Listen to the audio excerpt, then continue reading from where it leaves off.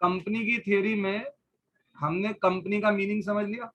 क्या था भाई meaning? Company means a company which is registered under this act और under any previous company law.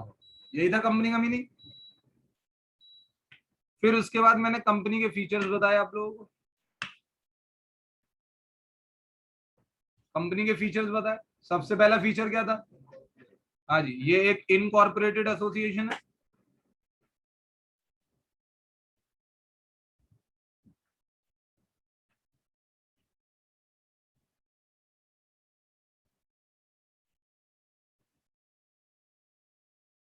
ठीक है सर। Incorporated association. और उसके बाद कंपनी क्या है? Separate legal entity.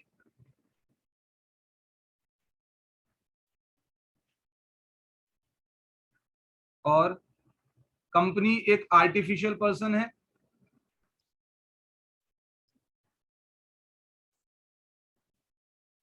कंपनी की जो लाइबिलिटी है वो क्या रहती है? लिमिटेड रहती है।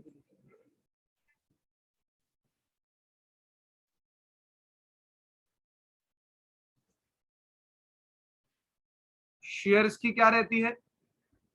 ट्रांसफरेबिलिटी। अच्छा, ट्रांसफरेबिलिटी ऑफ शेयर्स में एक चीज आपको बहुत क्लियर हुई होगी कि प्राइवेट कंपनी के शेयर्स में ट्रांसफरेबिलिटी नहीं होती, पब्लिक कंपनी के शेयर्स में क्या होती है? ट्रांसफरेबिलिटी होती है। समझ में आती है बात या नहीं आती? और क्या पॉइंट पढ़ाया था मैंने आपको? Common seal. हाँ जी, एक और बात थी, परपेचुअल सक्सेशन। कंपनी की लाइफ अनलिमिटेड होती है भाई। कॉमन सील लिखवा दो तो। ठीक है, तो ये मैंने कंपनी का मीनिंग बताया था और ये सारे कंपनी के क्या थे? फीचर्स थे। ठीक है, फिर उसके बाद मैंने आपको कंपनी से रिलेटेड दो कंपनी के बारे में बताया, एक प्राइवेट कंपनी और एक पब्लिक कंपनी।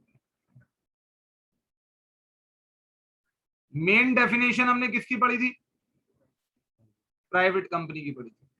प्राइवेट कंपनी में क्या पढ़ा था भाई हमने? Private company means a company having minimum paid up share capital as may be prescribed. और आज तक वो minimum paid up share capital prescribed नहीं है। तो यानी 100 रुपए के कैपिटल के साथ भी आज के टाइम पर प्राइवेट कंपनी बनाई जा सकती है। ठीक है ना? And it's by it articles, यानी प्राइवेट कंपनी के आर्टिकल ऑफ एसोसिएशन में तीन बातों का लिखा होना जरूरी। सबसे पहला, हाँ जी, कैसे बताया था? Restricts, limits, prohibits. रिस्ट्रिक्शन किसके ऊपर है? ट्रांसफरेबिलिटी ऑफ शेयर्स पर। लिमिट कितने पर है? मेंबर्स पर। मेंबर कितने हो सकते हैं मैक्सिमम?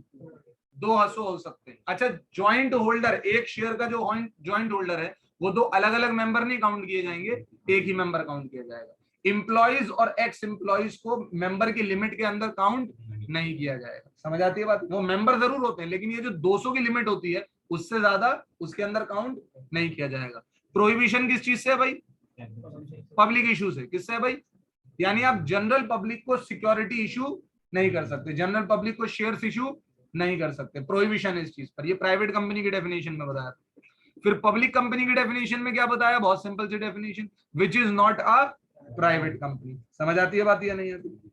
Any problem? ये चीजें मैंने आपको बताई थी काइंड्स ऑफ कंपनी में। किसमें बताई थी? और काइंड्स ऑफ कंपनी में मैं दो तरीके की कंपनी समझ चुका हूं, एक प्राइवेट कंपनी और एक होती है पब्लिक कंपनी।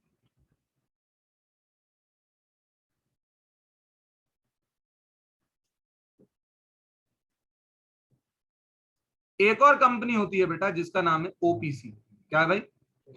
ओपीसी यानी वन पर्सन कंपनी।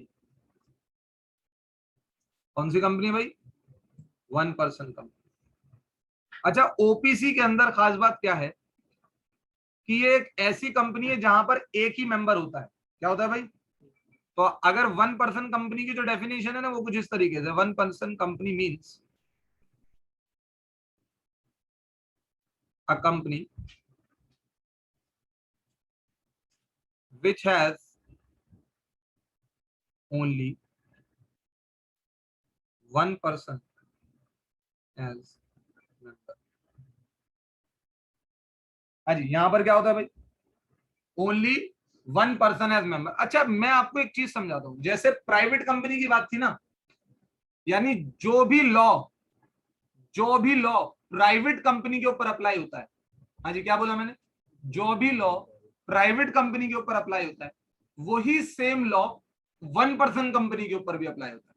यानी प्राइवेट कंपनी और वन पर्सन कंपनी में कोई खास डिफरेंस नहीं है।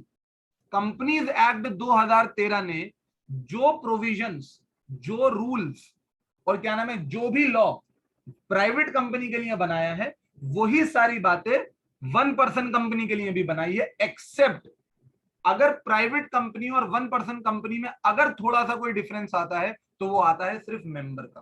किसका आता है, मेंबर। समझ आई बात, ये नहीं, क्योंकि ये वन पर्सन कंपनी है। जब कंपनीज एक्ट 1956 हुआ करता था ना, उस वक्त तो वन पर्सन कंपनी का कोई कॉन्सेप्ट ही नहीं था। पहले तो वन पर्सन कंपनी का कोई कॉन्सेप्ट हुआ ही नहीं करता था। वो तो after introduction of companies act 2013 one person company को लेकर आया गया, ताकि जो सोल प्रोप्राइटर बिजनेस होते थे, क्या होते थे, वो सोल प्रोप्राइटर की तरह काम ना कर कर क्या बना ले, वन पर्सन कंपनी बना ले। क्योंकि देखो जो पार्टनरशिप है, पार्टनरशिप को एक चीज का खतरा रहता है ना, कि हमारी लाइबिलिटी क्या होती है, अनलिमिटेड। तो वो अनलिमिटेड लाइबिलिटी से बचने के लिए क्या ऑप्शन चूज कर सकता है, कंपनी चूज कर सकता है। और एक और ऑप्शन है एलएलपी, लिमिटेड लाइबिलिटी पार्टनरशिप। क्या है भाई, लिमिटेड लाइबिलिटी पार्टनरशिप। तो ये दो ऑप्शन चूज कर सकते हैं। आप एलएलपी के बारे में नहीं जानते, इस वजह से मैं ज्यादा बोल नहीं रहा। तो जो पार्टनरशिप है, तो भाई दो से ज्यादा लोग मिलकर पार्टनरशिप चला रहे थे, उनको एक चीज का खतरा था कि यार हमारी लाइबिलिटी क्या है, अनलिमिटेड। बिजनेस डूबा तो क्या डो हो जाएगा हमारे को, प्राइवेट पर्सनल एसेट्स बेचने पड़ जाएंगे। समझ आई बात या नहीं। तो उन्होंने इसी बीच पर क्या सोचा कि एक काम करते हैं, कंपनी बना लेते हैं, अपने आप को एक कंपनी की तरह रजिस्टर्ड करा लेंगे, कंपनी की एक सेपरेट लीगल एंटिटी होती है, तो हमारी लाइबिलिटी क्या हो जाएगी, लिमिटेड हो जाएगी। समझ आती है बात या नहीं। हाँ जी, समझे। लेकिन ये काम एक सिंगल पर्सन नहीं कर सकता, उसे अपने साथ एक बंदे को जोड़ना ही पड़ता था। तो इसीलिए कंपनीज एक्ट 2013 ने जो सोल प्रोप्राइटर की तरह लोग काम करते थे, जिनकी लाइबिलिटी अनलिमिटेड हुआ करती थी, उनके लिए एक ऑप्शन अवेलेबल कर दिया कि आप एक वन पर्सन कंपनी के साथ भी बिजनेस शुरू कर सकते हैं। लेकिन वन पर्सन कंपनी में एक यह चीज याद रखिएगा कि ओपीसी में only one person as member रहता है। जो सारे लॉ प्राइवेट कंपनी पर अप्लाई होते हैं वही सारे प्रोविजंस एक ओपीसी के ऊपर अप्लाई होते हैं। लेकिन डिफरेंस कहां पर आता है, मेंबर को लेकर। समझ आती है बात या नहीं आती।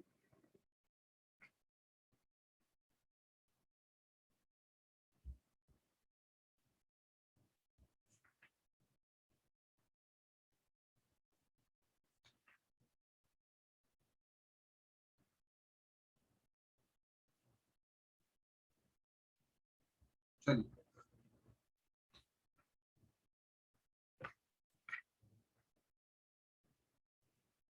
हेडिंग डालेंगे, incorporation of a company. Incorporation या फिर स्लैश डालकर लिखेंगे फॉर्मेशन ऑफ कंपनी। क्या लिखेंगे, फॉर्मेशन ऑफ कंपनी। देखो बेटा, अगर आप कोई भी कंपनी फॉर्म करना चाहते हैं, आप कोई भी कंपनी क्या करना चाहते हैं, फॉर्म करना चाहते हैं, यानी कंपनी रजिस्टर्ड कराना चाहते हैं आप, तो कंपनी फॉर्म करने के लिए आपको 4 स्टेजेस से गुजरना पड़ता है। कितनी स्टेजेस से, 4 स्टेजेस। सबसे पहली स्टेज होती है प्रमोशन। क्या होती है सबसे पहली स्टेज, प्रमोशन। दूसरी स्टेज होती है इनकॉर्पोरेशन। क्या होती है, इनकॉर्पोरेशन। तीसरी स्टेज होती है कैपिटल सब्सक्रिप्शन।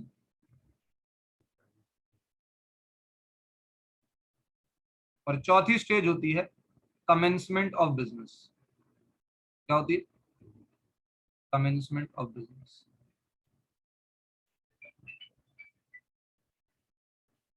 चौथी स्टेज क्या होती है, कमेंसमेंट ऑफ बिजनेस। मैंने क्या बोला भाई आपसे, अगर आपको किसी भी कंपनी को फॉर्म करना है तो आपको इन चारों स्टेजेस से होकर गुजरना पड़ेगा। प्रमोशन, इनकॉर्पोरेशन, कैपिटल सब्सक्रिप्शन और कमेंसमेंट ऑफ बिजनेस। सुना है इन चारों स्टेजेस का नाम आपने कभी, 11वीं क्लास की बिजनेस स्टडीज में था ये चीज। ठीक, चल कोई बात नहीं। सबसे पहली स्टेज की बात करते हैं हम, प्रमोशन स्टेज। बेटा प्रमोशन स्टेज वो स्टेज है जहां पर एक शख्स के दिमाग में कंपनी बनाने का आइडिया आता है। क्या आता है भाई? कंपनी बनाने का आइडिया। जैसे मेरे जहन में आता है यार क्यों ना मैं एक कंपनी बनाऊं। और जब मेरे दिमाग में ये आइडिया आया तो इस आइडिया के बाद मैं लोगों से पूछना शुरू करता हूं कि मुझे ये बिजनेस करना है और इस बिजनेस के लिए मुझे कंपनी फॉर्म करके बिजनेस करना है। फिर मैं तरह तरह के लोगों के पास जाता हूं और उन लोगों से पूछता हूं कि जो बिजनेस मैं कंपनी बनाकर करना चाहता हूं वो प्रॉफिटेबल होगा या नहीं होगा। उन्होंने कहा हाँ जी बिल्कुल बढ़िया है। वो है ना, कोई जब कोई नया धंधा शुरू करता है तो वो आसपास के लोगों से क्या करता है? मशवरा करता है कि मुझे ये काम करना चाहिए भी या नहीं चाहिए। जो मैं प्रोडक्ट मार्केट में बेचना चाहता हूँ उसको प्रोडक्ट के बिकने की चांसेस है भी या नहीं, वो प्रोडक्ट प्रॉफिटेबल है भी या नहीं। मैं जिस जगह पर काम करना चाहता हूँ वो काम हो सकता है नहीं हो सकता। यानी ये एक बंदा जिसके दिमाग में आइडिया आया है वो सब अभी क्या कर रहा है? डिस्कशन कर रहा है, स्टडी कर रहा है। क्या कर रहा है? स्टडी कर रहा है। समझ आती है बात या नहीं आती? अब इन स्टडीज के अंदर भी डीपनेस होती है, वो आप चीजें बड़े लेवल पर पढ़े। फिर स्टडी करने के बाद उसने सोचा यार मुझे सिर्फ बिजनेस ही थोड़ी करना है, मुझे बिजनेस के साथ साथ क्या करनी है? कंपनी फॉर्म करनी है। क्या करनी है? और कंपनी फॉर्म करने के लिए वो जाते हैं चार्टर्ड अकाउंटेंट के पास, कंपनी सेक्रेटरी के पास। समझ आती है बात या नहीं आती? और उनसे पूरा प्रोसीजर पूछते हैं कि मुझे अगर कंपनी बनानी है तो मुझे क्या करना पड़ेगा। तो जो चार्टर्ड अकाउंटेंट है वो बताता है कि देखो जी ये डॉक्यूमेंट्स की जरूरत होगी, ठीक है ना। और डॉक्यूमेंट्स के साथ साथ आपका कंपनी के नाम से एक बैंक अकाउंट होना जरूरी है। क्या होना जरूरी है? बैंक अकाउंट होना जरूरी है। तो आप कंपनी के नाम का एक बैंक अकाउंट खुलवाइए, आप डॉक्यूमेंट्स अरेंज करिए। समझ आती है बात या नहीं आती? और बंदा कंपनी बनाने की पूरी तैयारी करता है। यानी प्रमोशन स्टेज वो स्टेज होती है जो कंपनी से रिलेटेड जितनी भी चीजें हैं, कंपनी को फॉर्म करने से रिलेटेड जितना भी कार्यक्रम है वो सब किस स्टेज पे किया जाता है? प्रमोशन। यानी एक तरीके से कंपनी को रजिस्टर्ड करने की तैयारी करी जा रही है। किस स्टेज पे? Promotion stage. और जो ये बंदा करता है उसको कहा जाता है प्रमोटर। क्या कहा जाता है? प्रमोटर। समझे कि नहीं समझे? क्या कहा जाता है उसे? प्रमोटर। लेकिन this is the first stage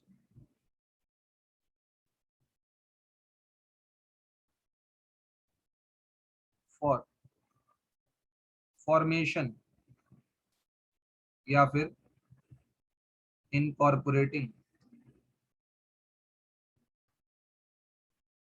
a company.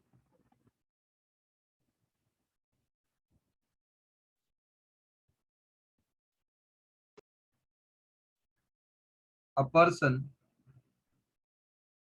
और group of person agree to start a business in the form of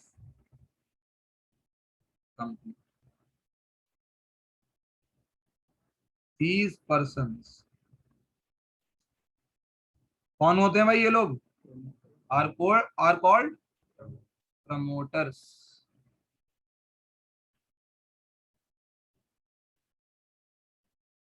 this is the first stage for promotion, for formation या फिर incorporating a company.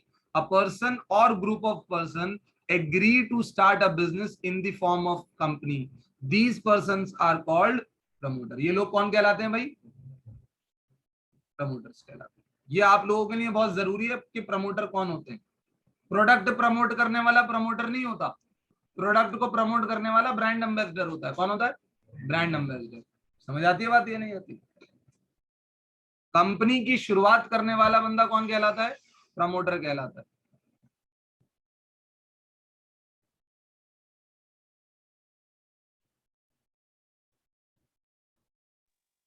Sir last page open कर दीजिएगा।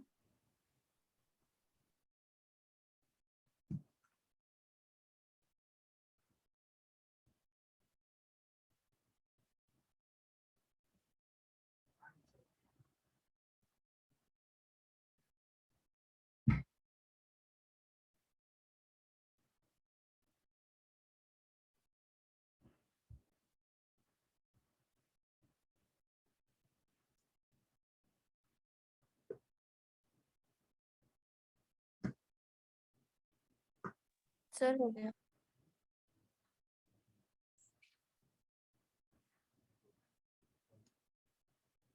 अब आती है आपकी दूसरी स्टेज। पहली स्टेज कौन सी थी भाई? प्रमोशन।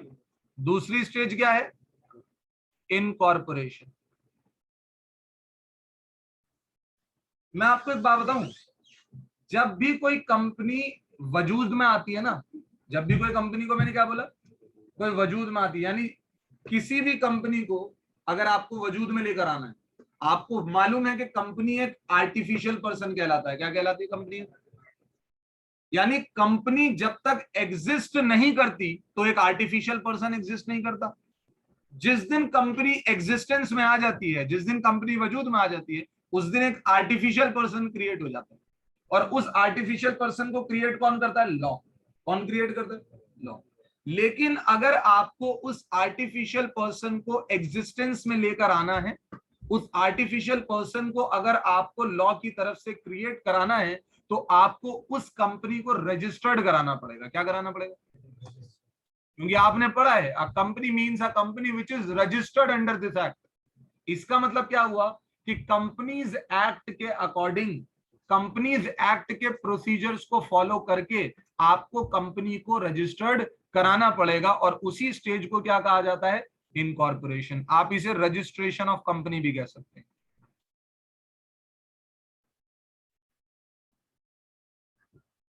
सर हमें क्या प्रोसीजर फॉलो करना पड़ता है? हमें क्या प्रोसीजर फॉलो करना पड़ेगा कंपनी को इनकॉर्पोरेट कराने के लिए, कंपनी को रजिस्टर्ड कराने के लिए? और प्रोसीजर तो होगा ना? हाँ जी, अरे बताइए बताइए भाई, प्रोसीजर होगा क्या? भाई साथ भाई, आपको किसी स्कूल में एडमिशन लेना, क्या प्रोसीजर जरा बताएं हैं? स्कूल में एडमिशन तूने लिया है, मैंने लिया?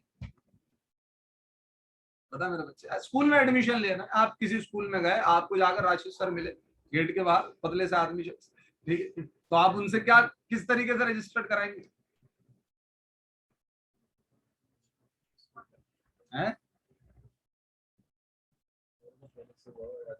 याद नहीं? कोई है जो 11th क्लास से गया हो? तुमने क्या क्या प्रोसीजर था? सबसे पहले फॉर्म फिल करा। सबसे पहला काम क्या था? फॉर्म फिल करना। जब भी आप स्कूल में जाएंगे ना और जाकर कहेंगे हमें एडमिशन लेना, वो आपके हाथ में क्या दे देंगे? Admission form. क्या फिल करके ले जाइएगा। समझ आती है बात? ये आपके हाथ में एडमिशन फॉर्म दे दिया जाएगा और आप उस एडमिशन फॉर्म के साथ घर आ जाएंगे। ठीक है जी, कान नहीं खुजाना उससे। समझ आते हैं? चल, नहीं, अभी एडमिशन फॉर्म आप फिल करेंगे। जब आप एडमिशन फॉर्म फिल कर रहे होंगे तो आप उसके ऊपर अपनी डिटेल्स भर रहे होंगे। क्या कर रहे होंगे? जैसे अपना नाम, अपने घर का पता। समझ आई बात? यानी आपने 10th क्लास में कितना स्कोर किया है, आपके फादर का नाम, आपकी मदर का नाम, जो भी इंफॉर्मेशन आपने फॉर्म पर फिल की है। हाँ भाई निकम, जो भी इंफॉर्मेशन आपने फॉर्म पे फिल की, वो इंफॉर्मेशन सही है या गलत है, मतलब ऑथेंटिक है भी या नहीं, उसके लिए क्या चाहिए होते हैं? Supporting documents. क्या चाहिए होते हैं? Supporting documents. समझ आई बात नहीं? हाँ, आपका आधार कार्ड, आपका एड्रेस और आपकी एज वगैरह बता सकता है। आपका बर्थ सर्टिफिकेट आपकी एज जितने बता सकता है। वैसे तो 10th क्लास का सर्टिफिकेट भी आज के टाइम पर उसी लिए काम में आता है, लेकिन 11th क्लास में एडमिशन के लिए आपको 10th का सर्टिफिकेट भी चाहिए होता है।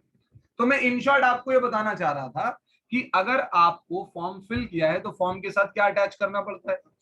डॉक्यूमेंट अटैच करना पड़ता है। हाँ जी, फॉर्म फिल किया, डॉक्यूमेंट्स अटैच किए, और जाकर आप स्कूल में जमा कराने गए और कहा कि एडमिशन दे दो, दे देंगे एडमिशन? क्या कहेंगे? फीस तो दो भाई, एडमिशन फीस नहीं चाहिए क्या? समझ आती है बात या नहीं आती? एडमिशन फीस की जरूरत है। डोनेशन भी चाहिए होती है बहुत से लोगों को, बहुत से स्कूल्स को। तो जो डोनेशन देता है ट्रस्ट के अंदर, वेलफेयर के अंदर, उनको क्या मिलता है? उनका एडमिशन होना ज्यादा आसान होता है, सिक्योर हो जाता है एडमिशन। तो फॉर्म फिल किया, डॉक्यूमेंट दिए, फीस सबमिट करी। फीस सबमिट करने के बाद उन्होंने आपके डॉक्यूमेंट्स को आपके फॉर्म के साथ क्या किया? वेरीफाई किया, और फिर बाद में जाकर आपको क्या दे दिया? एडमिशन। आपको एडमिशन मिला, इस बात का क्या सबूत है? आपको एडमिशन मिला ताकि आपके पास एक सर्टिफिकेट आता है। क्या आता है? सर्टिफिकेट, एक कंफर्मेशन सर्टिफिकेट। समझ आती है बात या नहीं आती? और अगर आप में से किसी के पास वो सर्टिफिकेट नहीं है तो कोई टेंशन वाली बात नहीं है, लेकिन आपको एक आपका यूनिक नंबर जरूर मिलता होगा। क्या मिलता होगा? जिसे कहते हैं एडमिशन नंबर। क्या कहते हैं? Admission number. मुझे आज तक याद है P267 हमारे स्कूल से मिला। समझ आई बात? यानी आपको एक सर्टिफिकेट इशू किया जाता है। क्या किया जाता है भाई? सर्टिफिकेट इशू किया जाता है जिसके ऊपर आपका एक यूनिक आईडी होती है। क्या होती है? Unique ID. उसे याद मत करो, इधर देखो। तो आपने प्रोसीजर देखा एडमिशन कराने का? हाँ जी। अच्छा, ये सारा काम आपने किसके पास कराया? स्कूल एडमिनिस्ट्रेशन के पास। किसके पास कराया? स्कूल एडमिनिस्ट्रेशन के पास। समझ में आती है बात? अब यही चीज मैं कंपनी के सिचुएशन में समझाता हूँ आपको। जैसे स्कूल के लिए आप कहाँ गए? किसके पास गए? एडमिनिस्ट्रेटर के पास गए। ऐसे ही आप अगर कंपनी का रजिस्ट्रेशन कराने जाएंगे तो आपको जाना पड़ेगा रजिस्ट्रार ऑफ कंपनी के पास। किसके पास जाना पड़ेगा? Registrar of company. हाँ समझ में आई बात? Registrar of. भाई रजिस्ट्रेशन का मतलब क्या होता है? एक रजिस्टर में नाम लिखना। रजिस्ट्रेशन का मतलब क्या होता है? एक रजिस्टर में नाम लिखना।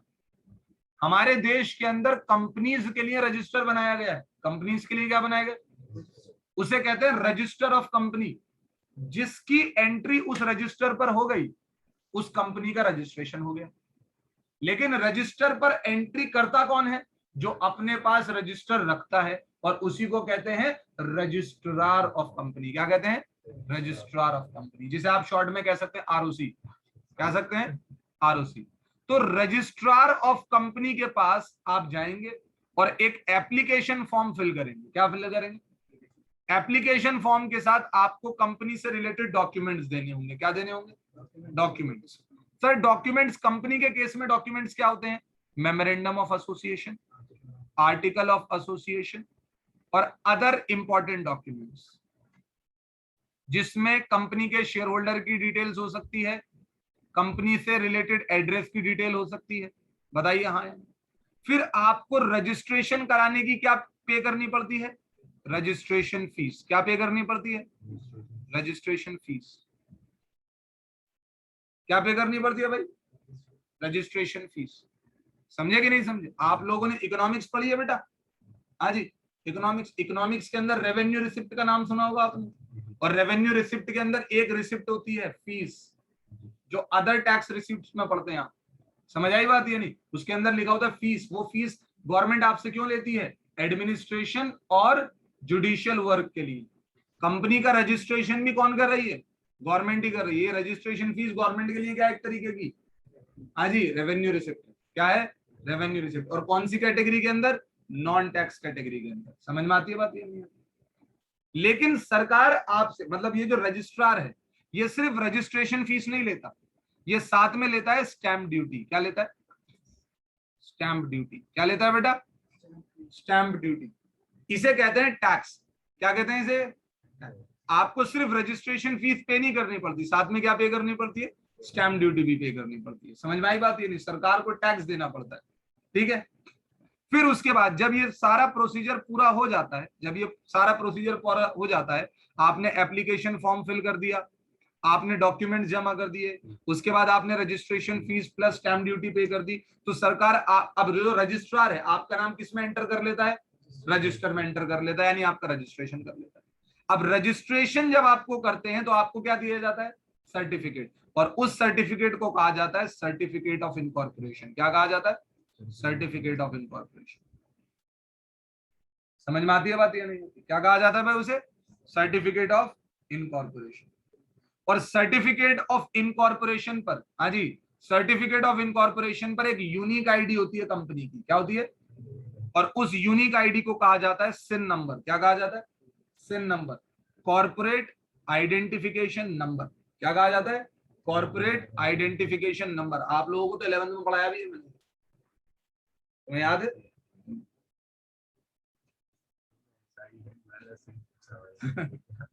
सिंस वाला नहीं है ये।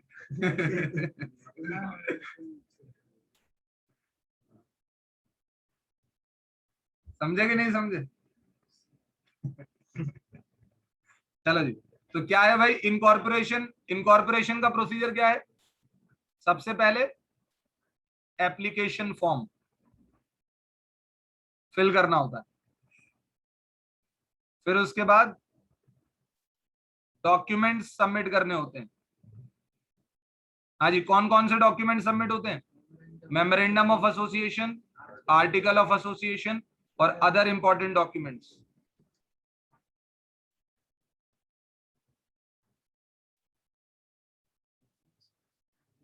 फिर डॉक्यूमेंट्स फिल करने के बाद आपको फीस की पेमेंट करनी होती है, साथ में क्या देनी होती है? Stamp duty. फिर बाद में आपका क्या हो जाता है? रजिस्ट्रेशन हो जाता है, तो आपको क्या मिलता है? Certificate of incorporation. और सर्टिफिकेट ऑफ इनकॉर्पोरेशन पर एक यूनिक आईडी लिखी होती है। क्या होती है? एक यूनिक आईडी लिखी होती है जिसे कहते हैं सिन नंबर। क्या कहते हैं? सिन नंबर की फुल फॉर्म है कॉर्पोरेट आइडेंटिफिकेशन नंबर। देखो बेटा, आपके हर डॉक्यूमेंट पर ना एक यूनिक नंबर होता है। आपके आधार कार्ड पर भी एक यूनिक नंबर है, आपके वोटर आईडी पर भी एक यूनिक नंबर है।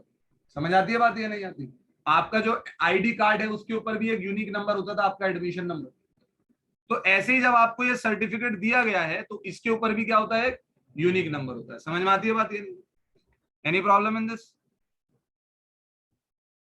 हाँ जी बच्चे बताइए मुझे, समझे कि नहीं समझे? यस।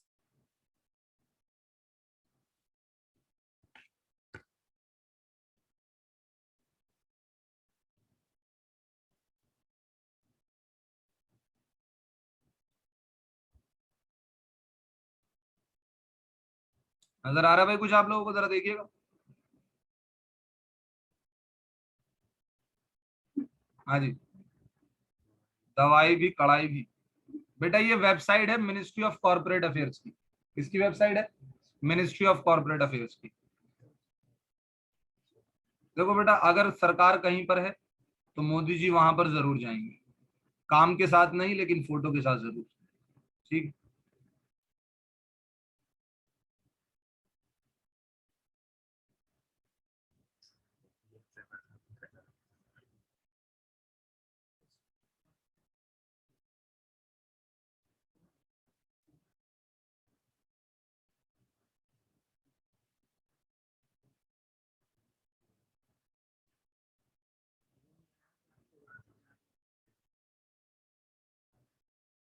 देखो भाई, ये आपको एक नाम नजर आ रहा है यहाँ पर, स्पाइस।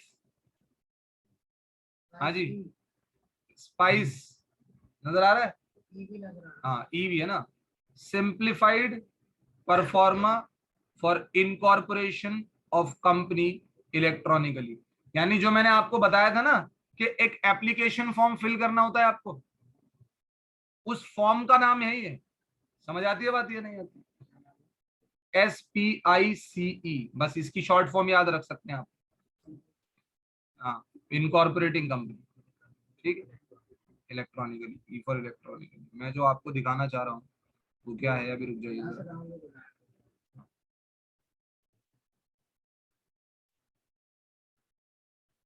चलिए भाई, मुझे कोई कंपनी का नाम बताइए जरा, कोई भी कंपनी का नाम बताइए। अरे इंडिया की कंपनी का नाम बताना, और नाम बताओ कंपनी का। Tata consultancy service.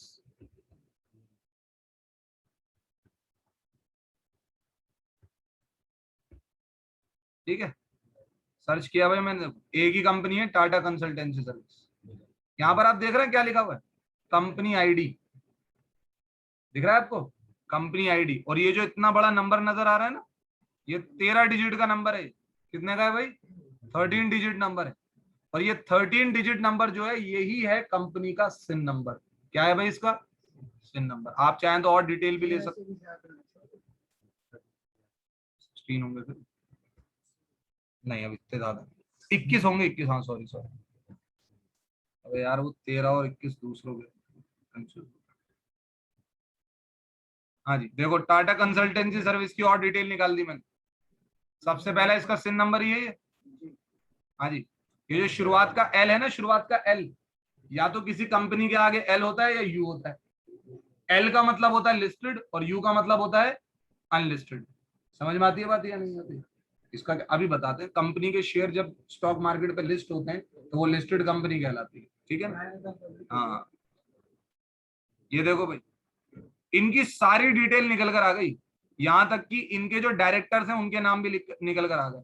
के की मीनो मिस्त्री, समझ आई बात है या नहीं? चंद्रशेखर नटराजन, ओम प्रकाश भट्ट, प्रदीप कुमार खोसला। मैं आपको जस्ट एक चीज समझाना चाह रहा हूं कि मैं किसी भी कंपनी की इंफॉर्मेशन को पूरी तरीके से निकाल सकता हूं। किस दिन ये कंपनी रजिस्टर्ड हुई थी? डेट ऑफ इनकॉर्पोरेशन 1995 में, ये लिखा बेटा, ये लिखा डेट ऑफ इनकॉर्पोरेशन 1995 में। बेटा चुप हो जाओ, इधर देख लीजिए आप। 19/1/1995 के अंदर ये कंपनी क्या हुई थी? इनकॉर्पोरेट, मेरे पैदा होने के 6 महीने पहले भी। बेटा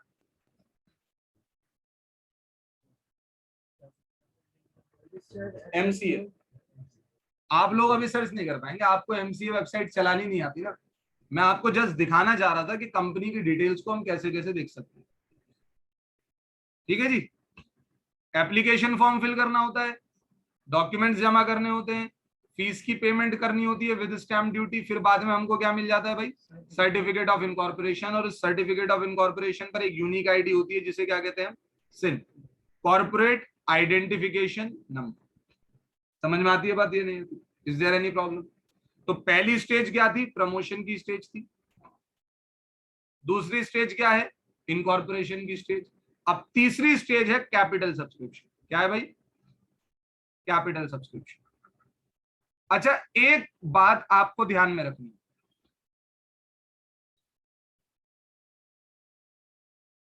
अगर आप एक प्राइवेट कंपनी बनाते हैं तो दूसरी स्टेज के बाद काम खत्म हो गया,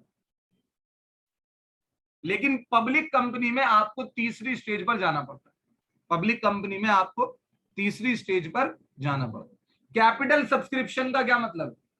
कैपिटल सब्सक्रिप्शन का मतलब है issue of shares, issue of shares, raising,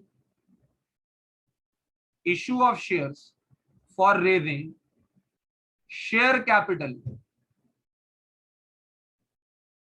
from general public। हाँ जी, कैपिटल सब्सक्रिप्शन का क्या मतलब है? Issue of shares for raising share capital from general public. General public से अगर आपको शेयर कैपिटल मंगानी है तो उसके लिए आपको जनरल पब्लिक को क्या करने पड़ेंगे? शेयर्स इशू करने पड़ेंगे। और प्राइवेट कंपनी शेयर्स इशू नहीं कर सकती। प्राइवेट कंपनी की डेफिनेशन में प्रोहिबिशन था। तो यानी ये जो तीसरी स्टेज है, ये स्टेज सिर्फ किसके लिए है? Public company. आप यहां लिखेंगे this stage is relevant only for public company. यानी प्राइवेट कंपनी के लिए ये स्टेज एप्लीकेबल नहीं होती। प्राइवेट कंपनी अपने बिजनेस को इस स्टेज पर जाए बगैर शुरू कर सकती है। समझ आती है बात या नहीं आती? Is there any problem? हाँ जी भाई, समझे कि नहीं समझे? हाँ जी, समझ आती है बात? अच्छा मुझे एक बात बताइए, अगर आपको जनरल पब्लिक को सिक्योरिटी इशू करनी है, अगर आपको जनरल पब्लिक को शेयर्स इशू करने हैं और उन लोगों से पैसे मंगाने हैं ताकि वो लोग शेयर्स खरीदकर आपको पैसा दे सकें, तो आपको क्या करना पड़ेगा? आपको क्या करना पड़ेगा? शेयर्स इशू करने के लिए क्या इशू करना पड़ेगा? एक डॉक्यूमेंट होता है जिसका नाम होता है प्रोस्पेक्टस। जिसका नाम क्या होता है? प्रोस्पेक्टस। आज मैं इस काम को बस यहीं तक रोकूंगा, बाकी की बात हम नेक्स्ट क्लास में शुरू करेंगे, क्योंकि अब जो मैं पढ़ाऊंगा ना वही चीजें, वही सारी चीजें आपको पूरे चैप्टर में आगे पढ़नी है। यानी ये स्टेज एक बहुत इंपॉर्टेंट स्टेज है और इसी स्टेज को लेकर हम आगे अपने प्रैक्टिकल क्वेश्चंस को लेकर जाने वाले हैं। समझ में आती है बात या नहीं आती? चलिए आज के लिए इतना ही। Thank you.